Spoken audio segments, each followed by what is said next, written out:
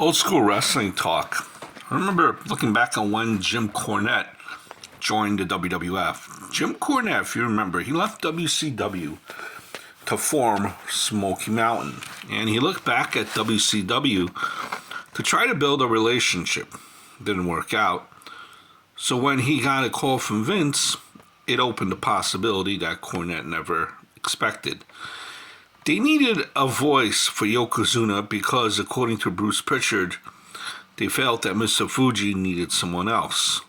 So Cornette got called to help. In exchange, WWF entered into a deal with Smoky Mountain that, among other things, featured stars like the Heavenly Bodies.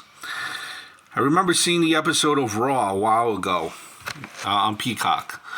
Suddenly, Jim Cornette enters the ring and Bobby Heenan shouts, "Do you know who that is?" Bobby Heenan puts him over, calling him the greatest manager in wrestling, which Cornette said legitimately melted his heart because he felt Heenan was the greatest manager ever. They had a massive hug in the ring.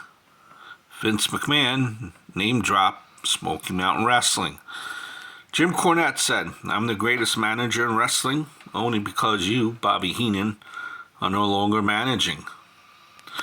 Jim Cornette would split duties between WWF and Smoky Mountain Wrestling. He would eventually join Creative, and his managing of Yokozuna will become a full-fledged stable called Camp Cornette. But those stories are for another day. But for now, Cornette on WWF was considered by many at the time to have been an impossible thing.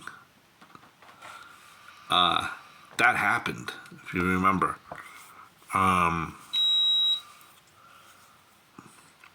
Owen Davey, Yoko, Raider, managed by Cornette, would have been an all-time great stable.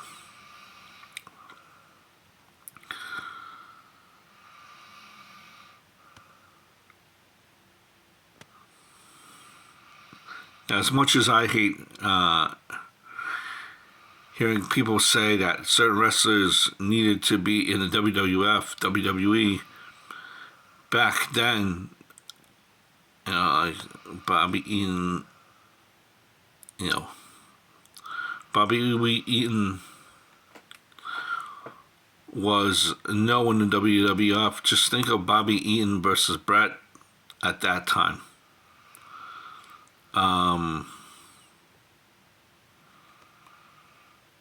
Must have,